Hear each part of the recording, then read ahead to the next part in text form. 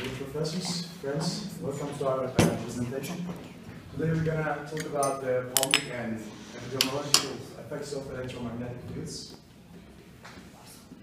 During our study we followed the motto, as Nikola Tesla says, if you wish to understand the universe, think of energy, frequency and vibration.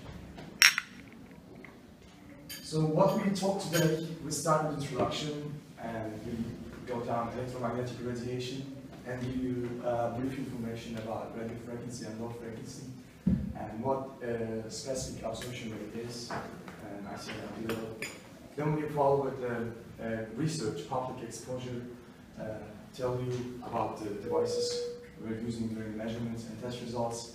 And we developed the application, useful application, monitoring noise radiation defender and rate application.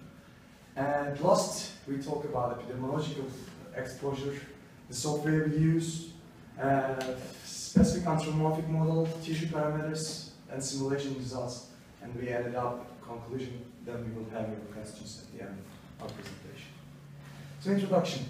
Recent public concern has focused on possible human health effects from exposure to electromagnetic fields produced by low frequency and radio frequency communication systems. You can see in the picture, that's the scale of electromagnetic radiation. Radio frequency is a type of frequency ranging from 3 kHz to 300 GHz, and low frequency from 1 Hz to 10 kHz. You can also see in the picture the dash line, the left side of the dash line, it's the range of low frequency. From the right side of the black dash line to black dash line, it's radio frequency. So SI is the most appropriate metric for determining electromagnetic exposure effects in very near field of source. So ICNRP is a committee that regulates the rules of communication systems, the International Commission on Non-Ionizing Radiation Protection. Those are the reference levels which was determined by ICNRP.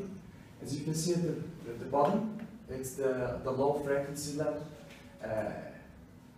Also, as you can see here, for radio frequency, which was determined by ICNRP.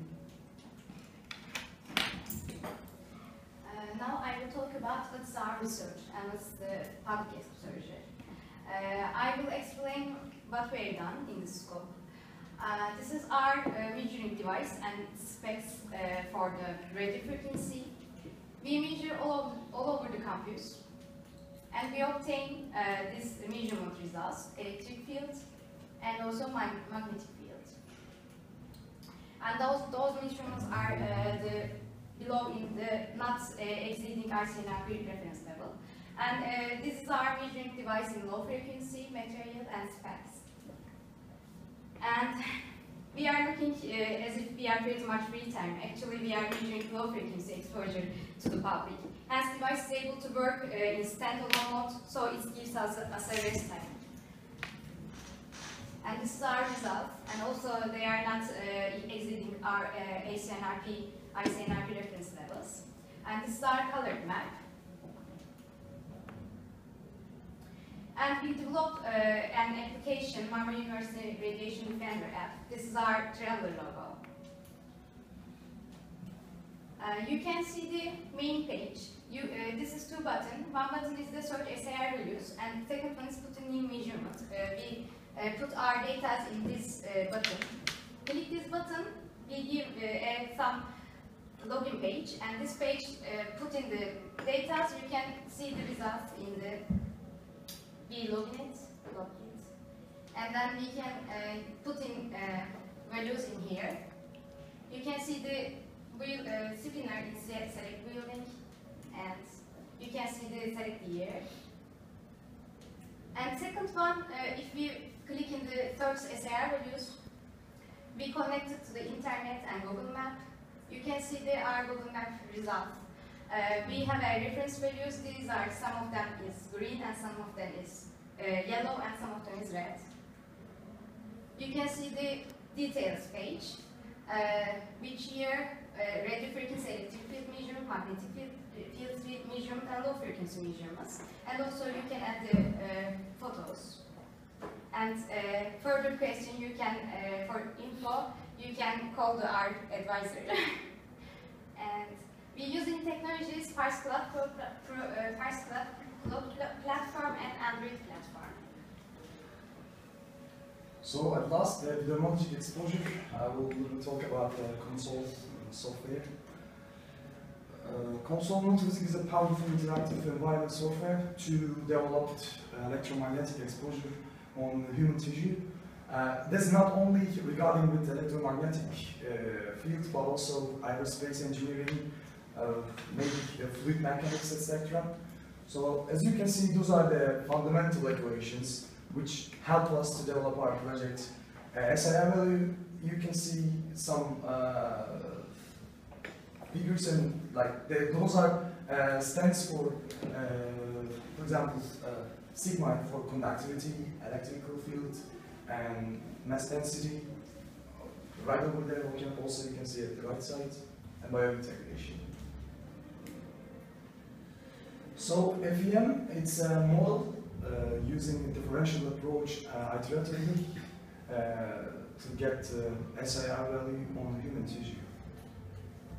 In head model and tissues, we designed a microstrip patch antenna. You can see they located in the human mouth, and also human head near the ear. And these are our parameters. And these are equations which makes console executable. So we collaborate with the graduate students even in the spare time.